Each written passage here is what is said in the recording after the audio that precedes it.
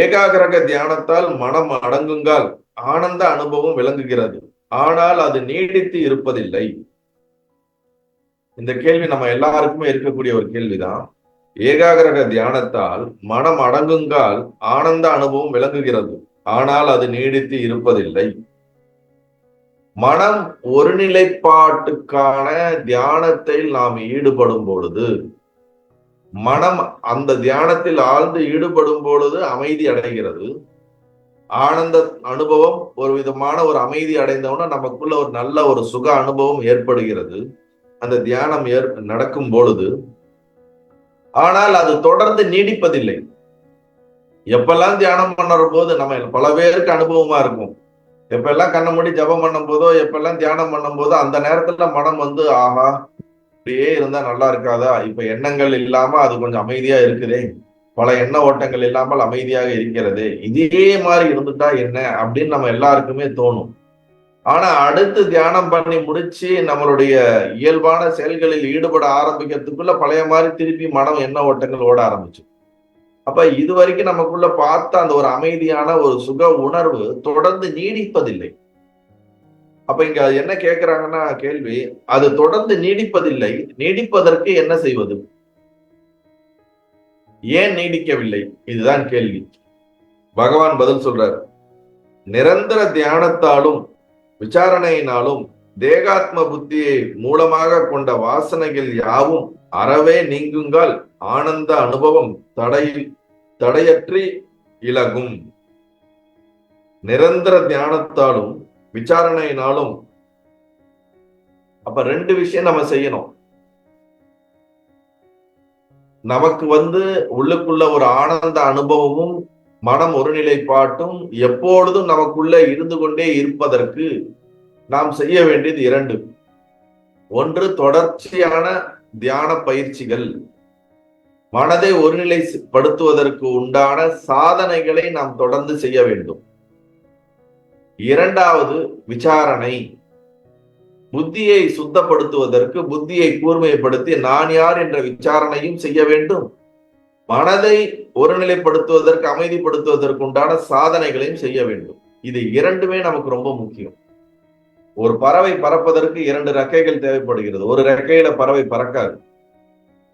ஒரு விஷயம் நல்லா புரிஞ்சுக்கணும். நீங்க ஒரு ஆன்மீக சாதகனாக நீங்க இருக்கிறீங்கன்னா, ஆரம்ப காலகட்டத்துல நம்ம கோயிலுக்கு போவோம், பூஜைகள் செய்வோம், நிறைய சாமி கும்பிடுவோம். இதெல்லாம் ஒரு அடிப்படையான நமக்குள்ள பக்தி ஏற்பட்டு அதற்கு அடுத்த நிலைக்கு ஓரளவுக்கு முன்னேறி இருக்கீங்க அப்படின்னா, தியானமோ இந்த மாதிரி நிலைகளுக்கு எல்லாம் முன்னேறி இருந்தீங்கன்னா, இந்த தியானம், இந்த தபஸ், இந்த ஜபங்கள் இதெல்லாம் எதற்கு செய்யப்படுகிறது? ஜபங்கள் அப்படின்னு நான் சொல்றேன்னா, ஏதோ ஒரு மந்திரத்தை எடுத்து தொடர்ந்து அதே மந்திரத்தை உச்சாடனம் செய்வது, அல்லது தொடர்ந்து ஒரு தியானத்தை பயில்வது. இவ்வாறு தொடர்ந்து ஒரு தியானத்தை பயில்வதனால் இந்த மனதை என்ன செய்கிறோம் என்றால், ஒரு ஃபார்மட்டுக்குள்ள கொண்டு வரோம். ஒரு மனதை அமைதிப்படுத்தி ஒருநிலைப்படுத்துவதற்கு தொடர்ந்து மனதை பழக்கப்படுத்த வேண்டும். பயிற்சியினால் அந்த மனதை பழக்கப்படுத்தக்கூடிய ஒரு செயல்தான் இந்த தியானம். தொடர்ந்து அலை போல அடைத்துக் கொண்டே இருக்கக்கூடிய எண்ண ஓட்டங்கள் தியானம் செய்யும் போதும் ஜபம் செய்யும் பொழுதும் அதனுடைய வேகமானது குறைய ஆரம்பிக்கின்றது. தொடர்ந்து நாம் அந்த சாதனையை செய்ய செய்ய அந்த வேகம் குறைய குறைய ஒரு நேரத்திலே அது ஆல்மோஸ்ட் எண்ணங்களற்ற நிலைக்கு கொண்டு போய் விடும். இப்ப இந்த கேள்வி கேட்கிறவர் அதான் கேட்கிறாரு, நான் தியானம் பண்ணும் போது எனக்கு நல்லா இருக்கேன், அதுக்கப்புறம் வந்துடுதேன்னா, அந்த தியானத்தை பண்ற நேரத்துல மனம் எண்ண ஓட்டங்களை குறைத்தும் போதே நமக்குள்ள இருக்கக்கூடிய நம்மளுடைய ஒரு யதார்த்தமா இருக்கக்கூடிய நிலை ஏற்படுகிறது. ஒண்ணு நல்லா புரிஞ்சுக்குங்க, சுகம் அப்படின்னாலே மனதுல எண்ண ஓட்டங்கள் குறைவாக, எண்ண ஓட்டங்கள் இல்லை என்றாலே ஒரு நல்ல ஒரு யதார்த்த சுகம் நமக்கு ஏற்படும். எண்ண ஓட்டங்கள் குறைந்தாலும் உள்ளுக்குள்ள ஒரு சுகமும் ஒரு அமைதியும் ஏற்படும்.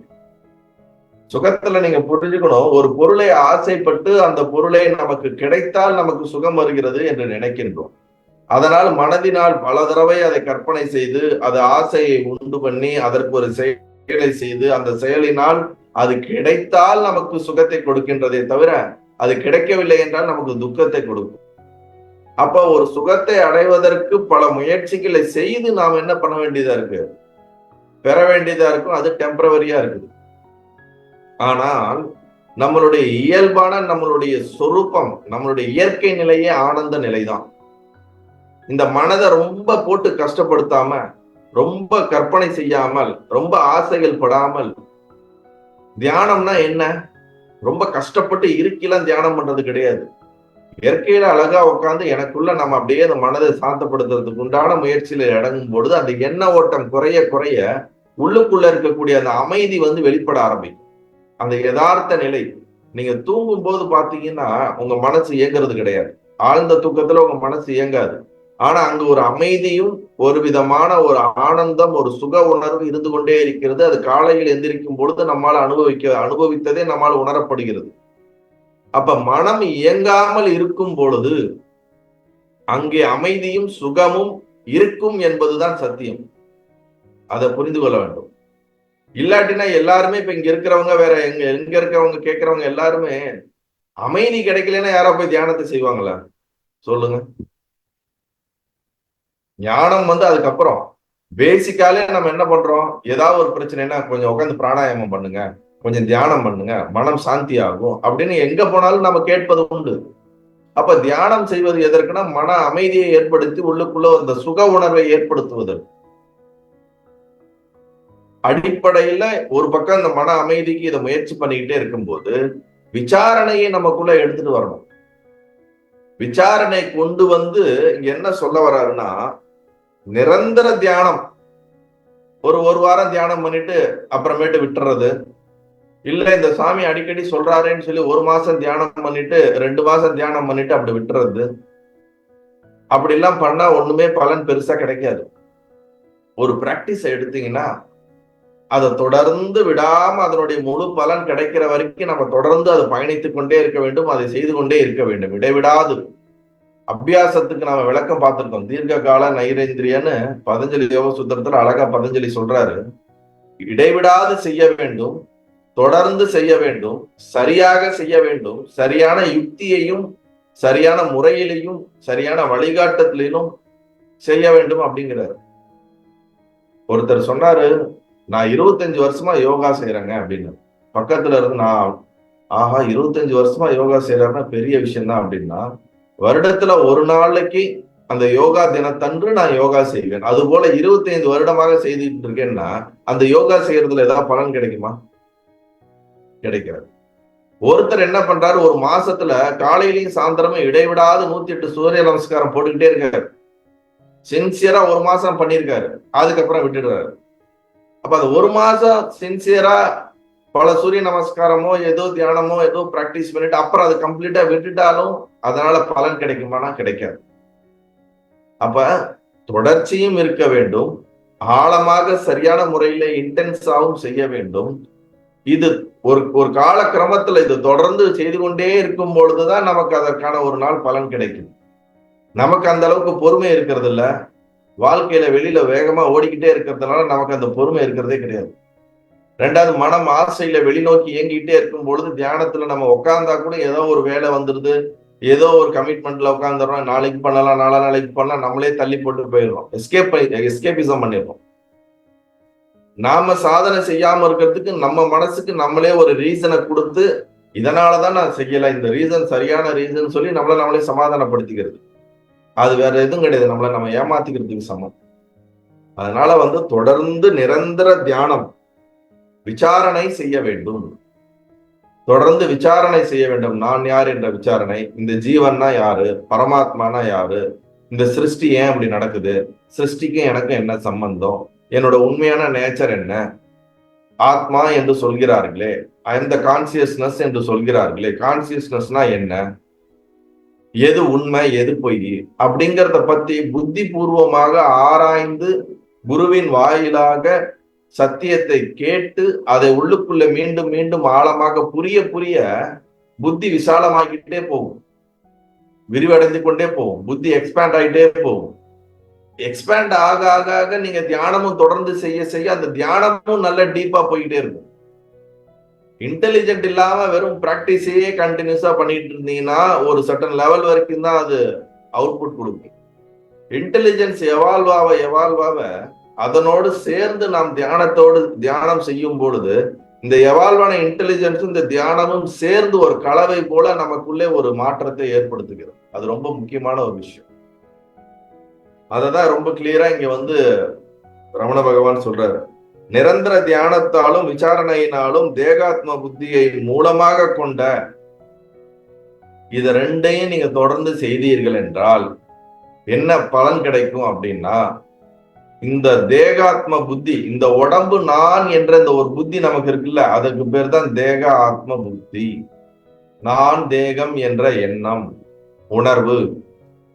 நான் தேகம் என்ற உணர்வு ஆழமாக இருப்பதினால் இந்த தேகத்தை நாம் பாதுகாப்பதற்காகவும் இந்த தேகத்திலிருந்து பல ஆசைகளை உற்பத்தி செய்து ஆழமான வாசனைகளாக ஆசைகளாக நம்மளுடைய ஆழ்மனதிலே பதிந்து அது கர்மாவாக மீண்டும் மீண்டும் மீண்டும் நாம் பெறப்படுத்திக் கொண்டே இருக்கின்றோம்.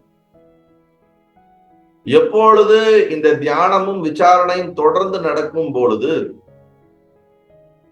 தேகாத்ம புத்தியை மூலமாக கொண்ட வாசனைகள் யாவும் அறவே நீக்குங்கள். இத ரெண்டையும் ஒழுங்கா பண்ணிக்கிட்டே போனோம்னா நம்மளுடைய டீப் ரூட்டோட சம்ஸ்காராஸ், வாசனாஸ் அது குறைய ஆரம்பிச்சுக்கிட்டே போகும். அது கரைந்து கொண்டே வரும். ஒரு காலகட்டத்துல தொடர்ந்து அது கரைந்து கம்ப்ளீட்டா நீங்கும் பொழுது என்ன நடக்கும் என்றால் ஆனந்த அனுபவம் தடையற்றி உலகும்.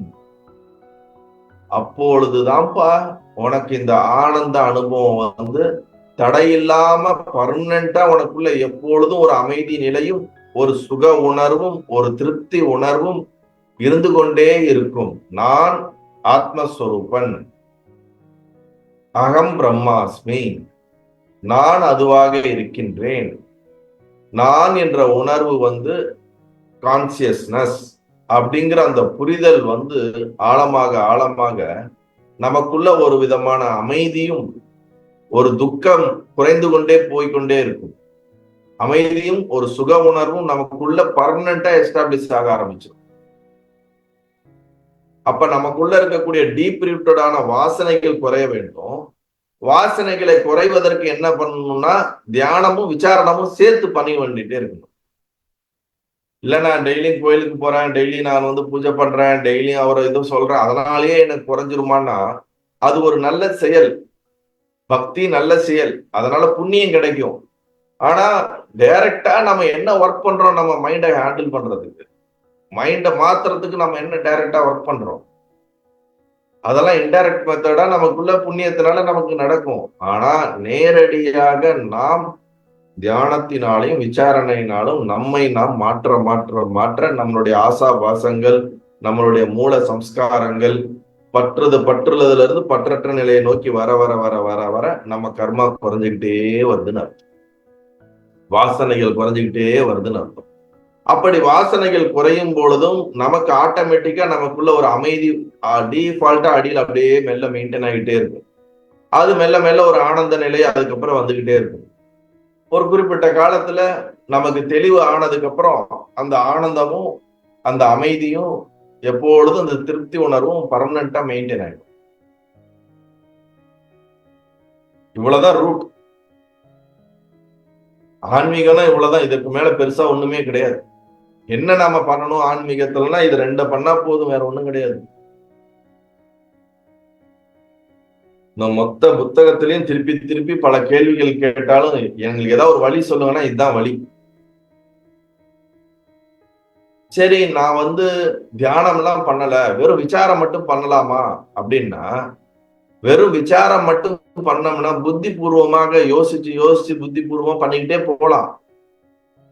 சரியான குரு கிடைத்து அந்த குரு ஏற்கனவே ஞானத்தன்மையில் இருப்பாரானால் அவருடைய வழிகாட்டுதலின்படி புத்தி மூலியமாக விசாரணை செய்து கொண்டே சென்றோம் என்றால் நமக்கும் பக்குவம் இருந்தால் கண்டிப்பாக அது வாய்ப்பு இருக்கும். ஆனா அது 99% அப்படி நடக்கிறது கிடையாது.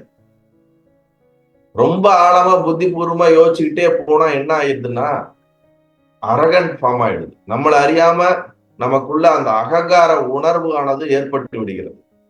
ஓ பிரம்மன்னா இதுதான், எனக்கு தெரியும், இதெல்லாம் மாயா, நான் பிரம்மம், நான் ஒண்ணும் பண்ண தேவையில்லை, அப்படியே உட்காந்துக்கலாம், நான் இப்படி இருக்கிறது தான் இப்படியே சொல்லிட்டு தன்னை மாத்தவதற்கு முயற்சி பண்ண மாட்டாங்க.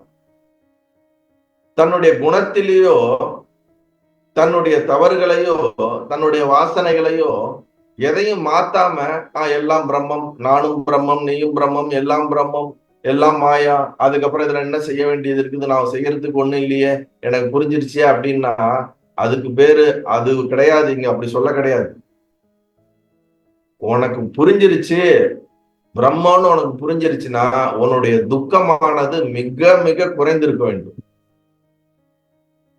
ஸ்கேல் என்ன அப்படின்னா, ஞானத்துடைய ஸ்கேல் என்னன்னா துக்கம் குறைஞ்சிருந்தாதான் ஞானத்துடைய ஸ்கேல்.